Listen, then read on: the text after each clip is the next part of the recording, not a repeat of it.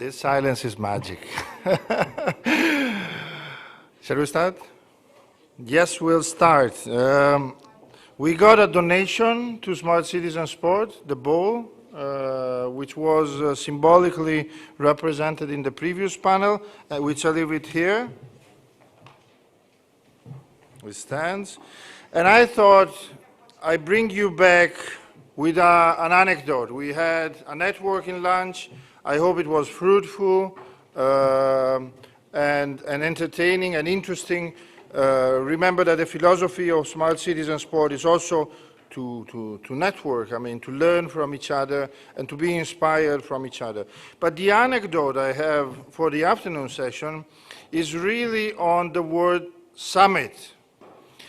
Summits, in fact, I'm not going to interrogate anybody, I mean, I'm just putting it up.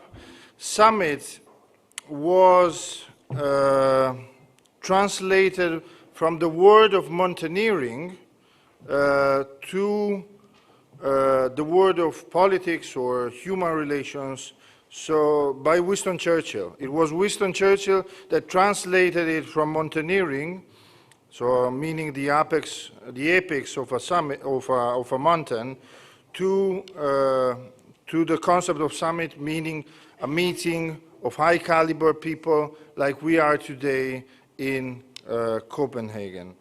The next session is called Building Inclusive Cities, and in order to represent the concept of city and smart cities in particular, I took two books by Edward Glaser, the chair of the Faculty of Economics of Harvard University, and he was writing approximately 10 years ago about the triumph of the city. Now he's talking about the survival of the city, writing the book with public health experts. It forces us to recognize, I mean, how the concept of city in itself is changing. It's changing due to COVID, due to structural changes, and we will apply, of course, the concept of city and smart city and inclusive city to sports with the help of Franz Hammer, Vice Chairman of the Danish National Olympic Committee and Sports Confederation of Denmark, which I kindly invite on stage. The stage is yours, and as you will see, you will have total freedom for the next session. Please. Thank you for the invitation. Yeah, thank you. Thank you so much. And actually, before we start, I hope you have joined your lunch, a little bit of network, but also to all of you out there, you are still with us, and I hope you still have the motivation to keep here online. So I think before we start, all of us really know we are sitting in our living rooms back home to have a lot of online meeting for the last couple of 2 years. So I hope that you are ready to give all the participants who's sitting out there a really, really warm hand. You ready for that? Thank you so much for being with us. Okay. So I hope you'll join the next 1 hour. You have that, because we should have this kind of very interesting topics about including cities. How could we make cities who are not only about having people in it, but also activate them in it? And to be honest, when Mr. Thomas Bach in his speech talked about when he grown up in Germany for many years ago, he talked about that was so boring to be, and the only things you can do is do some sport. I could connect it to myself. I live in the other part, and most the Danish audience here will know that I'm grown up in Herning, a little bit boring area. The only things we can do is do some sport. That was my challenge of my life. That is the reason I'm staying here as a Vice President of Confederation and the Olympic Committee of Denmark today. When I look into my daughter, who's 3 years old, we're living now in the second biggest city here in Denmark, Aarhus. And I look at her, she have a lot of opportunities. So the way and the movement into the active life is many of you are sitting here, the cities, participant of and activated in some of the cities. So I really, really hope that we will take this next hour very serious and to be focused on discuss this very important topic, to not only have cities and activate them and included everybody in it. That is so important, not for me, but for all of the different cities. So please invite some people who really know something about this one. First of all, Mr. Oliver Vanges, who is a developer consultant in LOA, the Danish Federation for Sport and Culture Facilities here. Please come up here and take a chair. And then, yeah, give her a hand. And of course, Emily Mosler, hope I say it right, Vice Mayor or in charge of sport, City of Lausanne. Please come up here. And then we also have an online participant, Oliver Persuvic, Executive Director, Skate Disitan. He will be with us online, and I think he's not ready with us online, but I think he will be cooking. Hey, nice to have you. To be here. And also a little bit of sound. Thank you so much. Hope you will be ready to your presentation in the last end and have also participate in the dialogue after. Welcome. Absolutely. Thank you. Okay. So first of all, we stay with the person who is on the home pitch here in Denmark. Oliver, take the stage. Thank you.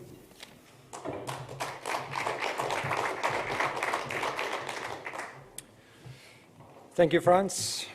And thank you all, ladies and gentlemen, distinguished guests, viewers from everywhere in the world. Thank you for this invitation to take a few minutes with us from the Danish Foundation for Culture and Sports Facilities. So I wanted to just outline what I'm going to take you through the next 15 minutes, sort of in brief. And I will be looking very briefly at some new trends in city planning and development. We'll have a little bit about my organization and the way we work. We'll have some examples of what we call problem-oriented project development, nice short term. But actually, I would like to start by acknowledging what the President, Mr. Thomas Bach, said earlier today, that we really have to, and when I say we, I mean us professionals in the room, volunteers working in the sports sector, we have to reach young people where they are. And Thomas Bach mentioned the social media platforms, gaming platforms, and I will add their doorsteps, which is the offset of my presentation. So bear with the first part of the talk, which is a bit heavier than the last part, with many more pictures. So let's see if we can change. Yeah, just a glimpse of what modern city development can look like. So this is a view of Barcelona, where they work with what they call super blocks, creating new spaces, less for cars, more for slower human movement and for relaxation and just hanging out. And this is what it looks like when we zoom in a little bit. And if we turn to Paris, and we've had some wonderful glimpses of Paris already today, thanks for that, we can see that the 15-minute city, it's a little bit slow, here we go. The 15-minute city is very much at the top of the agenda.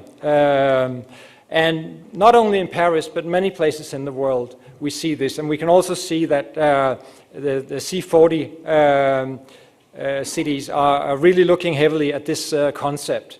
So my question is, how do sports fit into this equation? What is the potential of sports in this new way of looking at city planning?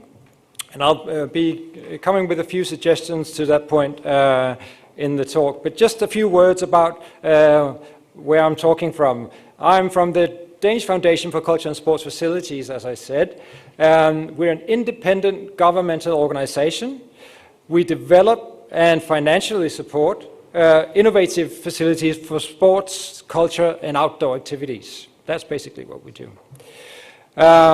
So our method, and I'll be getting back to why this is our method of choice, is exemplary projects. So we work, as you can see in the next line, always in collaboration with local authorities or local organizations. So we never build anything ourselves.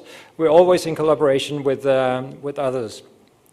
And we're financed via the National Lottery. And now I'm getting back to our method of exemplary projects, because 12 million euros per year, even for Denmark, is a very, very small amount when you're talking about the built environment. So we try to stretch our money, our influence, by working with the tip of the iceberg, with the people that are really ambitious about their projects, and we try to help them via dialogue, via experience, because we've been in the business since 1993, and we try to gather all the experience from all the built projects in our organization. And it's absolutely free of charge to use our services. You can't actually pay us money, but we're also not legally responsible, so you can get you can not sue us either if you're not happy with our advice. But in us, you have a dialogue partner if you're an ambitious project owner who wants to build a facility. So that's what we do.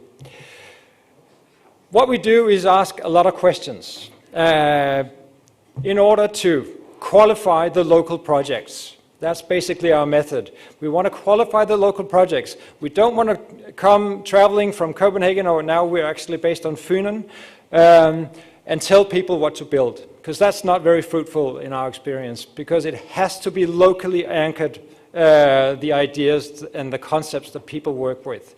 So what we do is try to qualify the local ideas by asking these very basic questions, like why?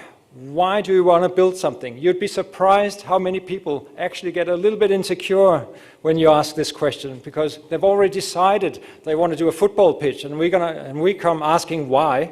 Well, because is the answer. There's no really, not always a lot of thought gone into that process. So we ask people to revisit the vision. Why? Why do you want to build? And then we ask people to think about how do you want to do it? What kind of principles would you like to apply? What is the local spirit, and how would you put it into a program to present? And now getting to the last word, what?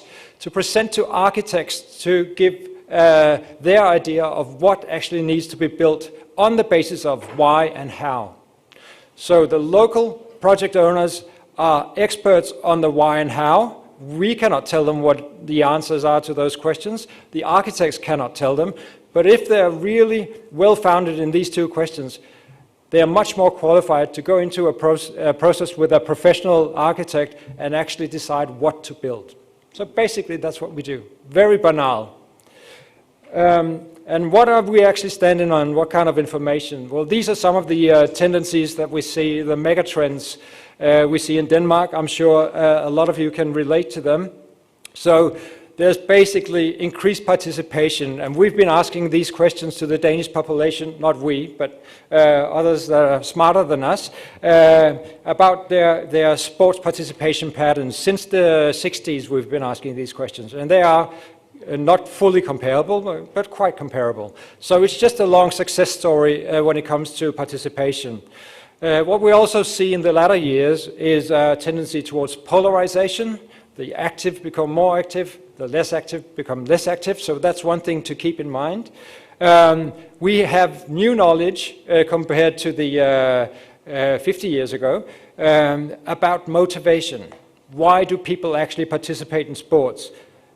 And we actually have some very good examples about why kids and children participate in sport, and that's the diagram you can see in the middle on your right. And if you ask them, why do you participate in sport? It's having fun, which is at the top of the list.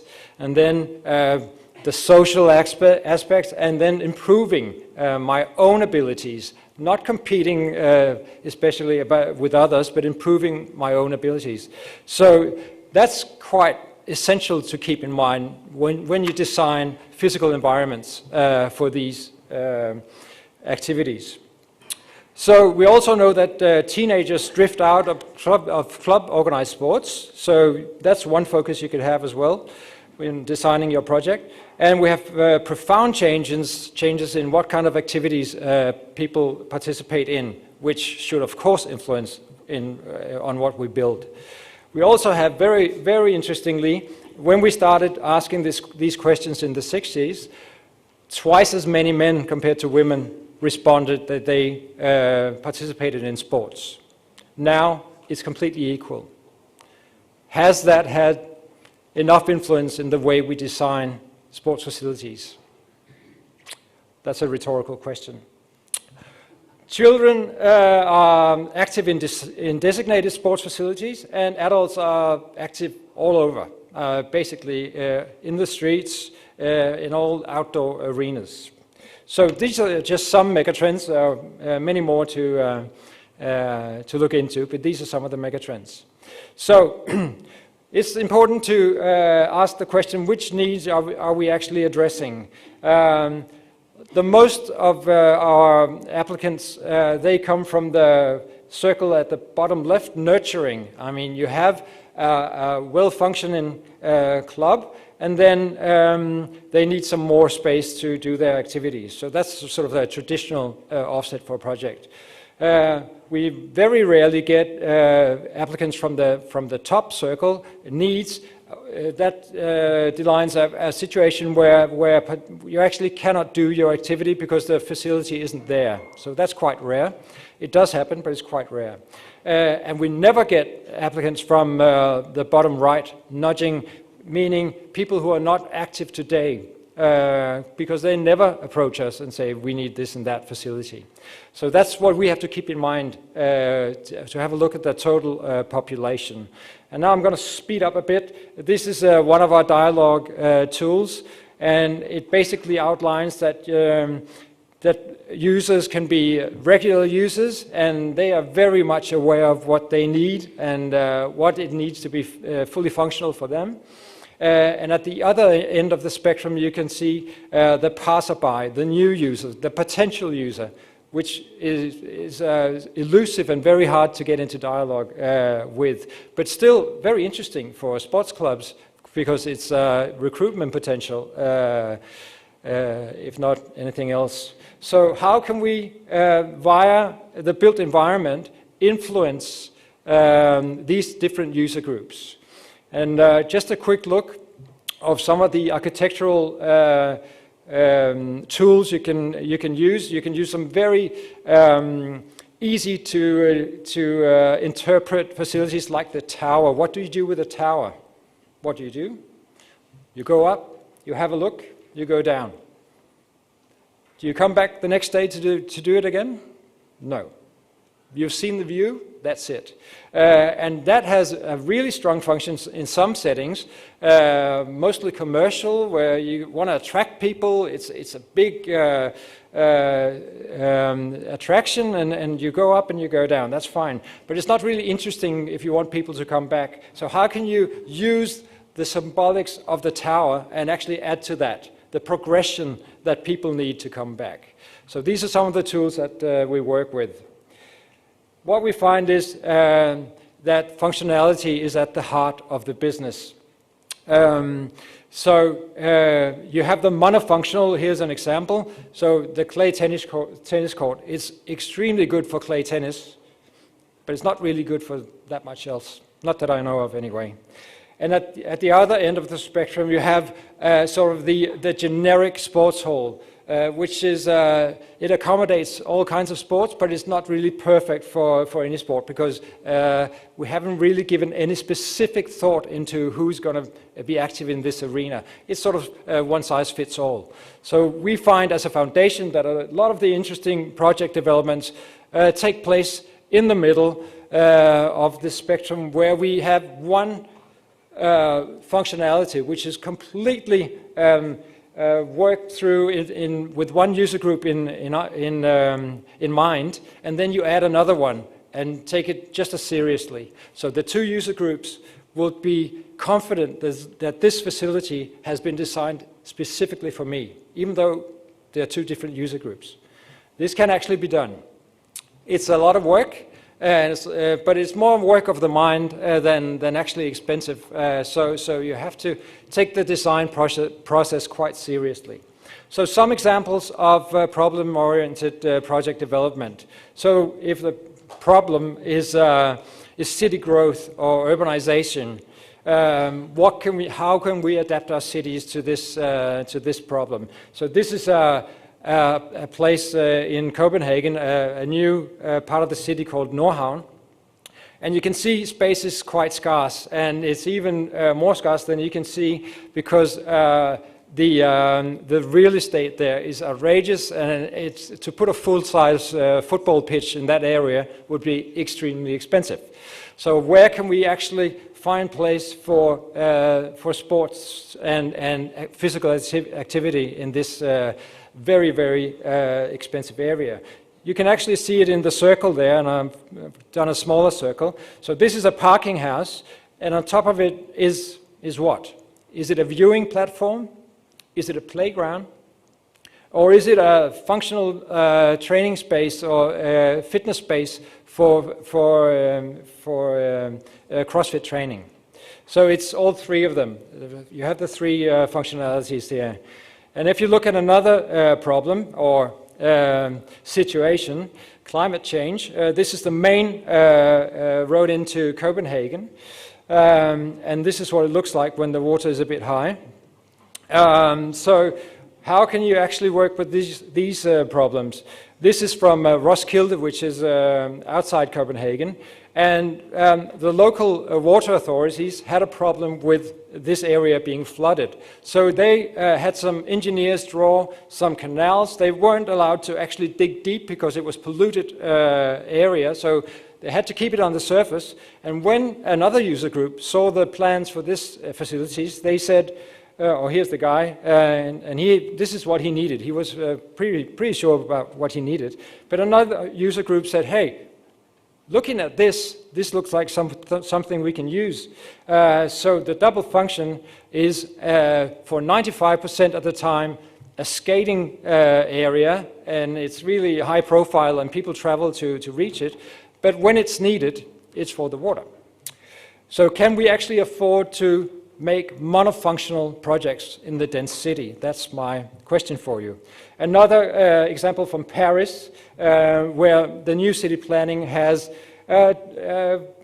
made it unuseful to use this passage because the traffic is being directed the other way.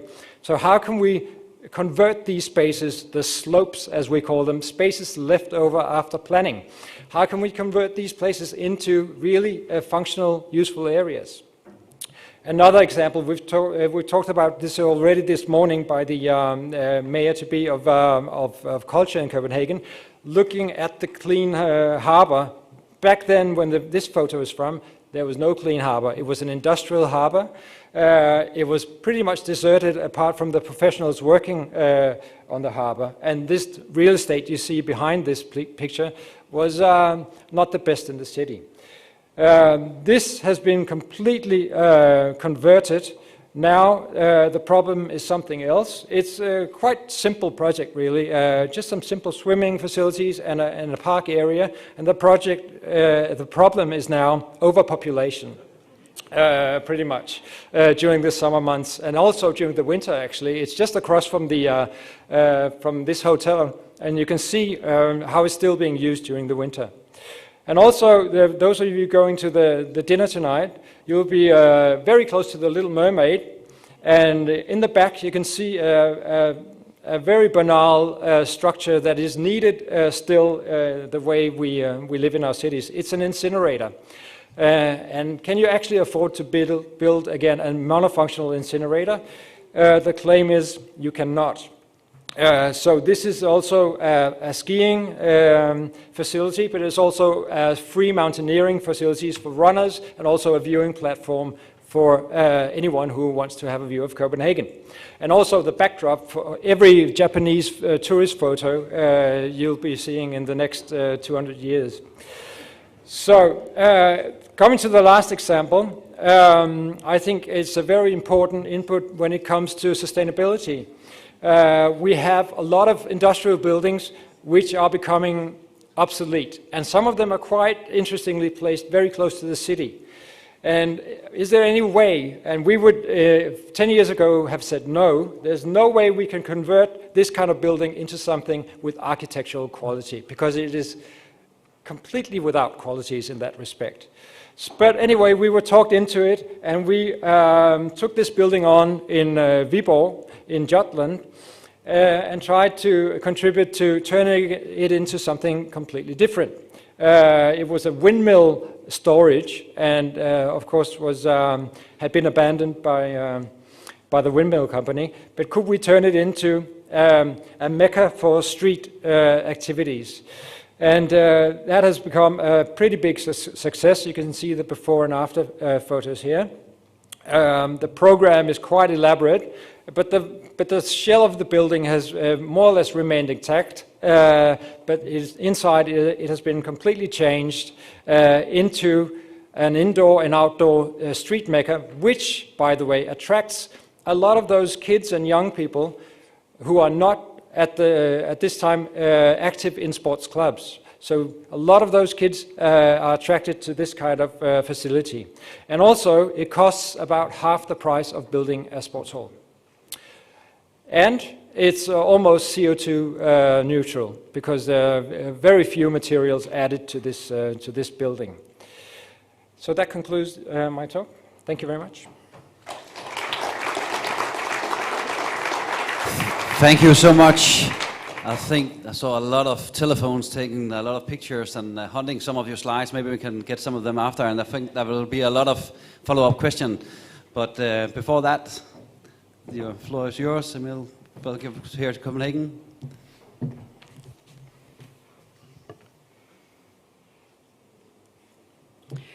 So, good afternoon, ladies and gentlemen. I am extremely happy to be here with you today at the Smart Cities and Sports Summit. For me, it's the first time. This event is a great opportunity for me to learn from each of you and to share some of the research on programs we are leading in Lausanne at the moment. What is the... No. No. Which one? Ah, it's okay. This is this one. Okay. Excuse me. Like the mayor of Lausanne, Grégoire Junot, I am also a true lover of the city of Lausanne. And I have a few pictures of Lausanne, the Olympic capital, with me. Today, I would like to share with you the true and deep reflection we are currently conducting on gender equality in sport. Gender equality cuts across many areas of society and politics. The municipality of Lausanne is working on the topic in many areas: salary, policy, harassment, and use of public spaces. Back in 2019, we began our consideration of sport, one of the city's flagship policies. This had helped build Lausanne's image and influence around the world. Lausanne is well known as the Olympic capital and the capital of international sport, and therefore must be exemplary in promoting equality and parity between women and men in sport. The city of Lausanne is totally in line with the Olympic Charter, which puts sport at the service of humanity, opposes any form of discrimination, and which encourages and supports the promotion of women in sport at all levels and in all structures, with the aim of implementing the principle of equality between men and women. In January 2020, Lausanne organized the third Youth Olympic Winter Games, Lausanne 2020, This edition represents a milestone as it took place in 8 different sites in 3 cantons and 2 different countries, with sustainable development at the center of the organization, and because the event was beautiful, fair play, and was quite popular. But these games were more than that. Qualified as parity games, they brought together as many female as male athletics. This change is not simply an anecdote. It shows that parity can be reached. This edition was a laboratory of ideas and today represents a true inspiration, not only for the Olympic Games, but any sport, event, not matter the size. This is why we decided to question the city's practice in this area of sport from a gender perspective. 1 year after the Young Olympic Games, sport remains one of Lausanne's major policies in terms of investments, infrastructures, sport events hosting, or even in the development of programs and structures for free sport in the public space. Alongside elite and international sport, the municipality has always taken care to develop sport options for everyone, regardless of their age or physical condition. We started our study with this question: does sport have a gender? No. Are there different rules for women's football? No. Sport is not a priori unequal. And yet, in practice, we find the same inequalities as in education, salary, policies, or access to positions of responsibility. Sport is a place of stereotypes and discrimination.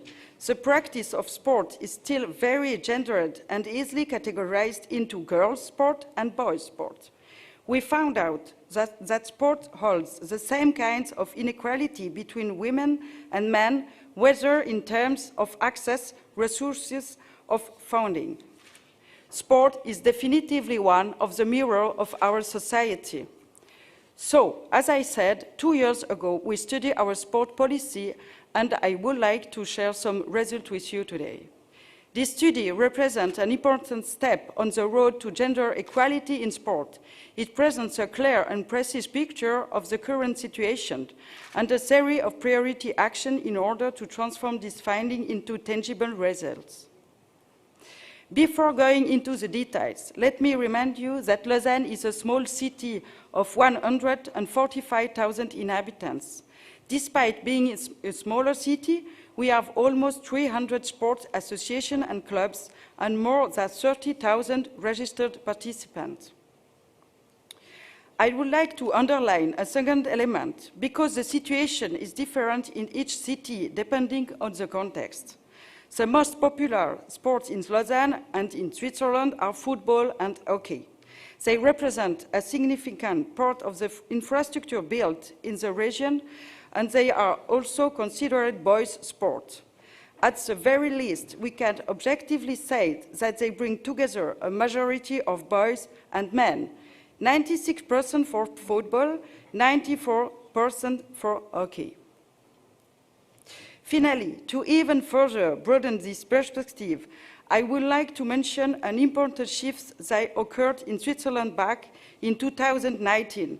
The unique women's strike movement started as a reaction to the Swiss federal law on equality between women and men, which does not provide any sanction for compliance with equal pay.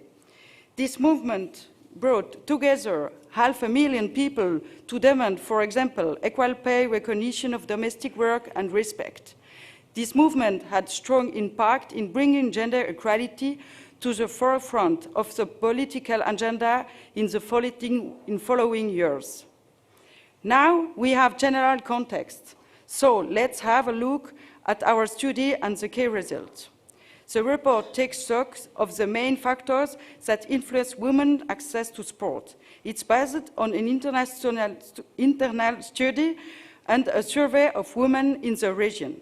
This analysis of the City of Lausanne sport policy shows an imbalance between women and men. These inequalities are played out at different levels: governance, financing of clubs and associations, elite collective sport, and use of public sport halls and fields. The first fact is connected to the sport department and its staff. 77% of the staff of the sport department is male. Women are grossly underrepresented, especially in executive function. 89% are men. Diversity is not really guaranteed in this governance. This second figure is related to the sport practitioners in Lausanne Sport Club. 72% of members of Lausanne Sport are boys and men, in contrast with only 28% girls and women. Of course, these figures do not mean that women don't engage in sport, but rather that they practice sport at their own expense. In our system, the subsidies for sport practice are almost exclusively granted to sport clubs. They represent our main relay for the development of sport for all and for elite sport. Insignificant presence of boys and men in these organizations means that they benefit more for the city's resources. In total, 69% of financial resources are allocated to sports clubs. They also benefit more from the infrastructure allocated to doing sport: 93% of sport fields, 60% of sports halls management by the sport department, and finally, 96% of the amount of grants are given to sports clubs for elite team sports. In Lausanne, football and ice hockey receive the majority of funding. We are happy to see that physical activity programs and several sporting events have a strong female representation. Likewise, many individual elite athletes are supported. This situation is in a large part because of the richness and diversity of the sports offered in Lausanne, which means that a large number of women are able to find an activity that meets their needs and expectations.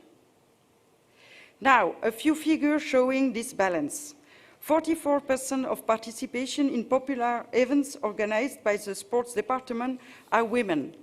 53% of the participants in sport programs organized by the sport department for curriculums and for municipal employees are girls or women. In financial resources and representatives, 47% of the amount allocated by the sport department for sporting events are for the benefit of women. 46% of amount of grant for individual elite sport goes to female athletes. For different types of events and the resources allocated, the gender split is around 50%. As you can see, apart from the last set of figures related to sport events, the results are extremely negative, and the inequality is a fact. We need a very strong, proactive, and ambitious policy aimed at balance, not only in terms of gender equality, but also gender diversity. In response, we have developed our strategic and very pragmatic plan. Based on the study, we developed our action plan along 4 strategic axes, embodied in 19 priority actions and 61 measures, which I will not detail here, of course, but in just a few words, let me present our 4 main axes and what is currently being done. First, the governance. We need to balance the representation of women and men within the governing bodies of sport. Of course, this work towards egalitarian governance will start within the city as well as within the Department of Sport.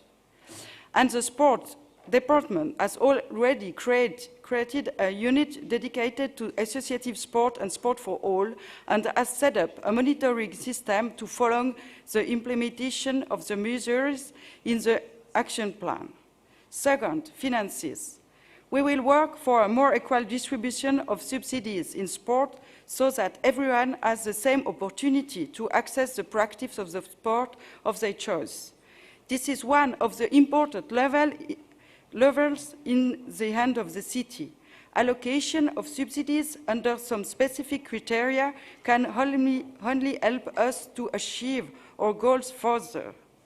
In January 2021, a municipal fund to develop sport for all and to promote equality between women and men in sport was created.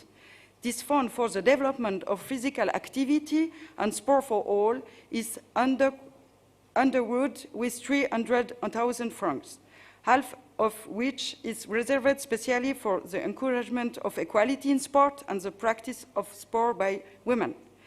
It now allows to the city to initiate and financially support women and sport projects presented by associations, neighborhood groups, or no-profit organizations.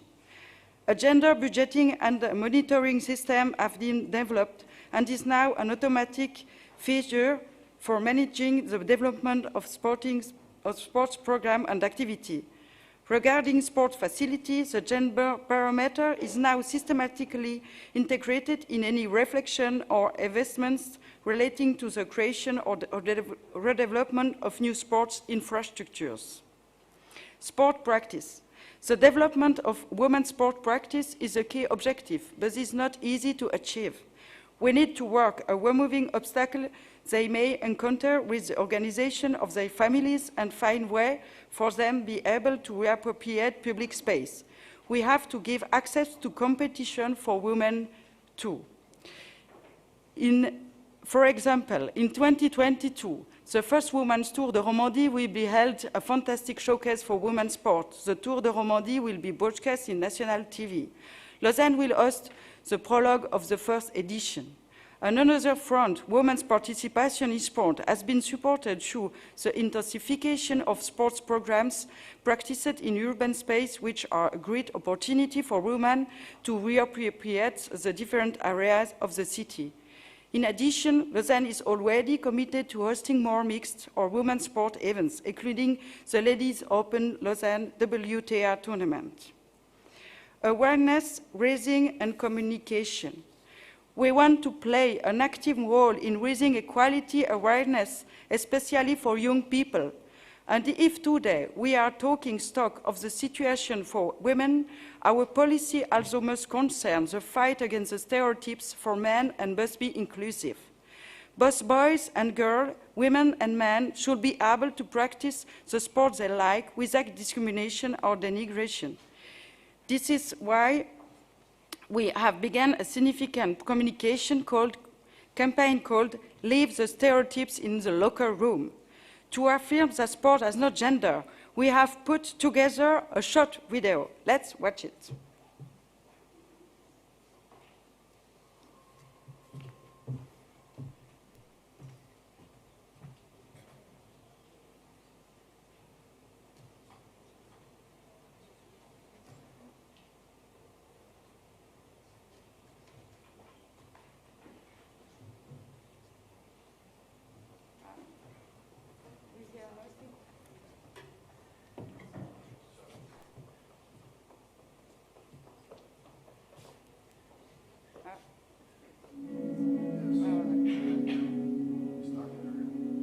When I skateboard, sometimes it feels like I'm flying.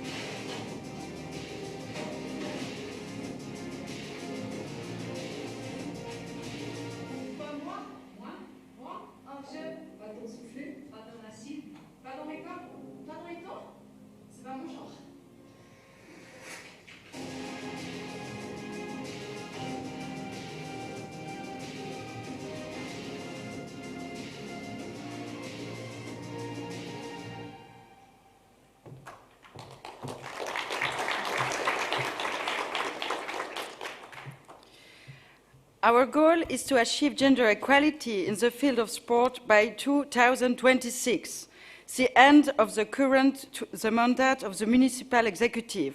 5 years to go. It's ambitious, but we are convinced that, if the city is exemplary, we will be able to inspire all of the local players active in sports, clubs, associations, even organizers, schools, as well as the various local institutions. It is ambitious but achievable. The political context indicates a strong basis for taking action. Out of 7 members of the municipal executive, 3 are women, and the majority of the municipal council is made up of women. While our aims are ambitious, in the current political climate, we believe we have the need momentum for change, as concerns about gender equality are shared across political and demographic lines. Oh, no, sorry. Oh. Okay. Sport is both a factor and a place of social cohesion, networking, mutual aid, and collaboration. It therefore represents an important means of change, and if we allocate the right resources to it, a means to transform our society. As Rachel said this morning, change inspires change. Thank you for your attention.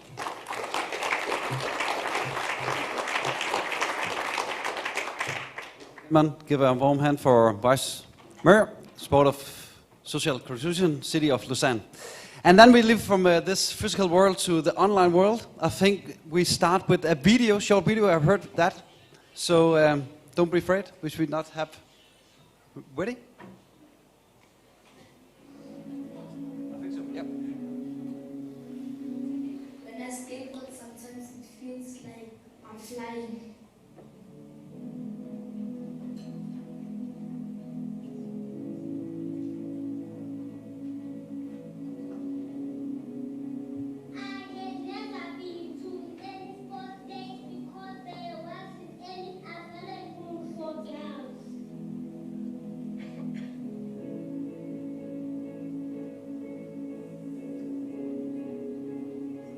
Skateboarding is for everybody, not just one person.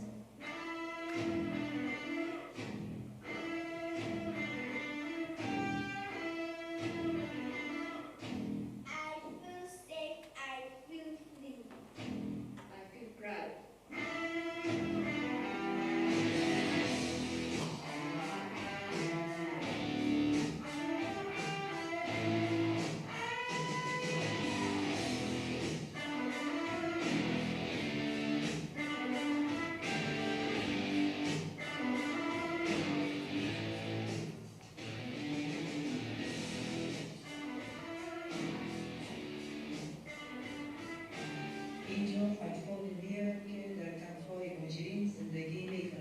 They play together, learn, and help each other.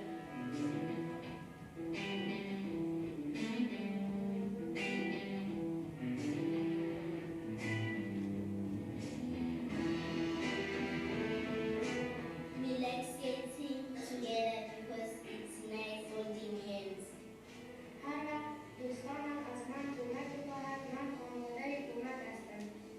We are watching our kids becoming more confident.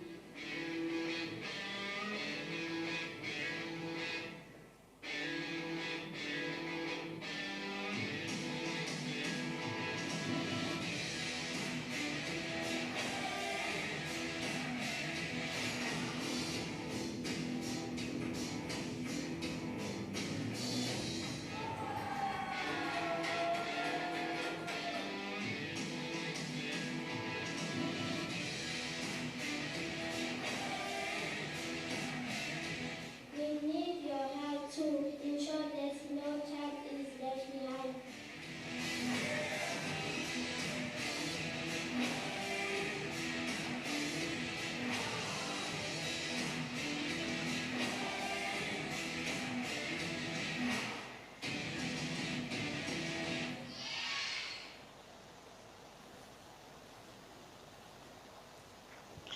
Hello, everybody. I'm really glad to be with you today. Thank you, Phil Fura, for bringing me here. This is a short story of a new sport and a new city and outrageous success for female participation.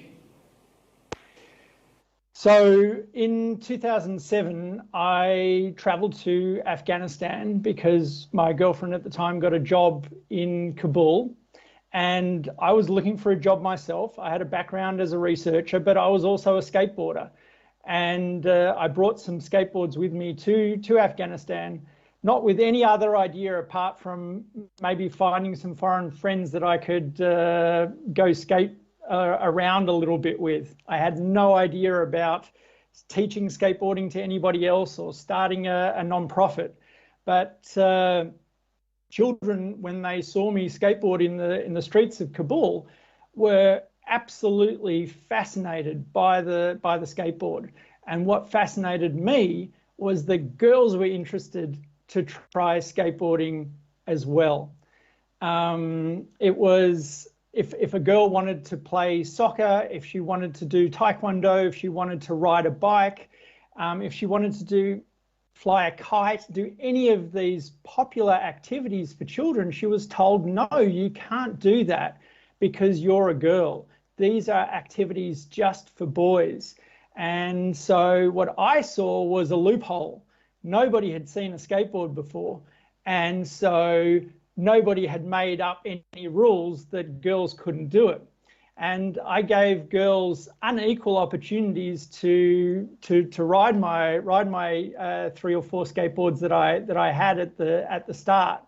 And because they had more time to practice skateboarding than the boys, they got better than the boys. And they were so thrilled about it. And people saw the skateboarding sessions going on and said, well, that must be a sport for girls because the girls are better than the boys. But in reality, all I was doing was listening to people that have been not included in the process of what is going on in their city. People that have not had a voice or an opportunity to do something. Children under the age of 15 made up 50% of the population in Afghanistan, and it made absolutely no sense to me at all that they wouldn't be somehow part of the rebuilding of the country. Everybody was just concentrating on older people and ideas from other places, and essentially girls, people with disability, all of a whole sections, youth, whole sections of the population were not really consulted on about what they wanted. And so as soon as there was an opportunity to help these girls have an outlet, that was super exciting for me. And it grew and grew and grew. And when the girls were 11 or 12 years old, it became harder for them to stay involved. And then I realized that the only way that it would be possible for them to continue to skateboard, something that they were so excited about, was to have an indoor facility. And in 2009, we managed to knock on quite a few doors, get some awesome, excited people behind this project, and we built the largest indoor sports and education facility in the country for children. And it was a school as well as a skate park, and it was giving them safety. It was giving them privacy. It was giving them a space where they could express themselves. And it was a place that was just for them. So it was a matter of also involving the community in what was happening in those spaces. So we would have open days. We invited mullahs to give talks about why Prophet Muhammad encouraged his wife Aisha to take part in a running race to bring more and more people involved. It was something that was responding to this demographic that was excluded and that wasn't heard, and it was activated by simply having them involved. We built on that, and we're able to build as well in northern Afghanistan, in Mazar-e Sharif, and here you see some photos of some kids that are part of that. We made sure that we empowered the young people instead of having other people's visions imposed on them. Young people, women, children living with disabilities, those people in developing countries, they're the people that we employed. And we were youth-led and female first. And we trust young people to tell us what's important to them, and what they don't have in skills, they make up in passion and energy, and that's what brings a project forward. Here you can see a disabled program in Cambodia, where we started. We've also started in Cambodia and in South Africa. We've got a small project in Bolivia and in Kenya. We're working together with a ballet school because they're excited about what we're doing. The key point here is the programs look different because the needs of the community are different. In Cambodia, there's a big focus on children living with disabilities, and in different places, there's different needs. Since Skateistan started, in 2007, we've inspired lots of other social skateboard projects to pop up all around the world. And now we've identified 600, we're connected to 600 social skate projects now in 70 countries. And what's really important is listening to them about what their needs are, not telling them what they should be doing or how they should be doing it, but listening to them, saying, what would you like help with? How would you like to grow? What is your vision?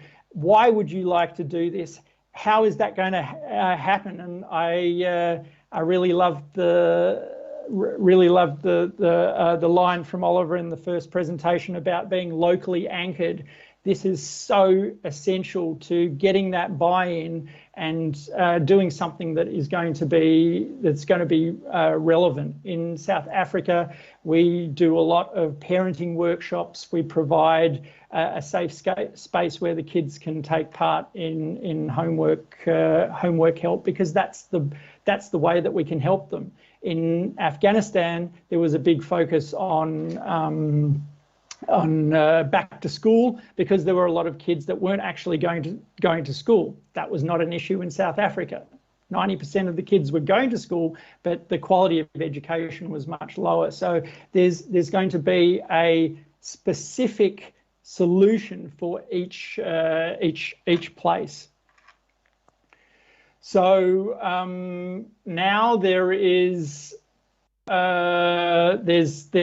a new chapter for the organisation. With Afghanistan, we needed to put our programs on pause. We're working really hard to reopen. Skateboarding was the largest sport for girls in Afghanistan up until a couple of months ago. We don't know what the future looks like there, but we're also excited to try out different models and see how we can grow throughout the world, and how we can use all of those things that we've learnt over the last 14 years in Afghanistan and beyond, and keep on growing by continuing to listen to underrepresented people, to continue to build inclusive communities wherever we go.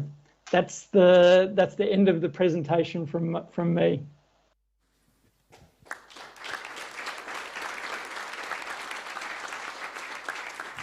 Thank you so much, Mr. Oliver Perkovic, Executive Director of Skateistan. I will say congratulations also with this fantastic initiatives you have made a different and fantastic world that you have created in your time there. We are so sorry that our time is running out a little bit, but I know you guys will stay here for the rest of the conference here in Copenhagen, and we know there's a lot of questions out there, and you can take it in some of the coffee breaks. And again, Thank you to have us here, and then we go to the next step. So thank you so much. And thanks again, Franz Hammer, for being such a disciplined person. I mean, in terms of setting the rules. I mean, leave no one behind was the key message, I think, from this panel, looking at disparity, polarization, and inclusion. And with this, we slowly move